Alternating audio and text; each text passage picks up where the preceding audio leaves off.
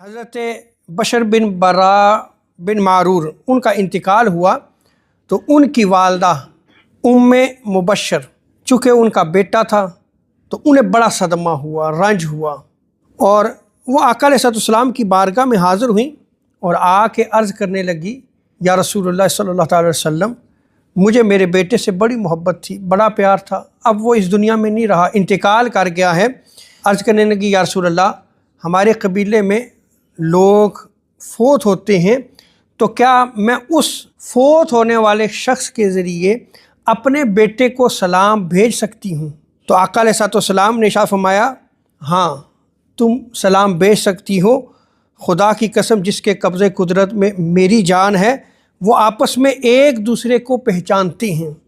جس طرح درختوں میں رہنے والے پرندے ایک دوسرے کی معرفت رکھتے ہیں، ایک دوسرے کو پہچانتے ہیں، اسی طرح وہ ایک دوسرے کو پہچانتے ہیں۔ چنانچہ روایت میں آتا ہے کہ ام مبشر قبیلہ بنی سلمہ میں جب کوئی شخص مرض الموت میں مبتلا ہوتا،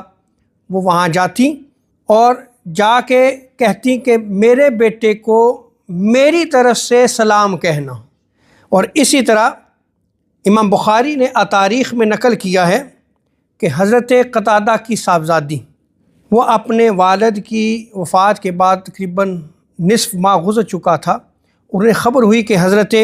عبداللہ بن انیس جو ہے وہ مرض الموت میں مبتلا ہیں، وہ وہاں آئیں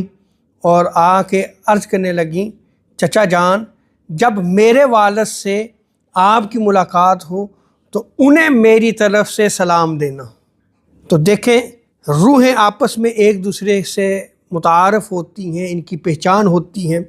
روح جب اس بدن سے نکل جاتی ہے اور عالم برزخ میں جاتی ہے تو جو روحیں یہاں سے جا چکی ہیں ان کی آپس میں ملاقات ہوتی ہے، اور وہاں اگر آپ ان فوت شدہ ارواح میں سے کسی کو سلام بھیجنا چاہیں تو از روح شرع یہ جائز ہے۔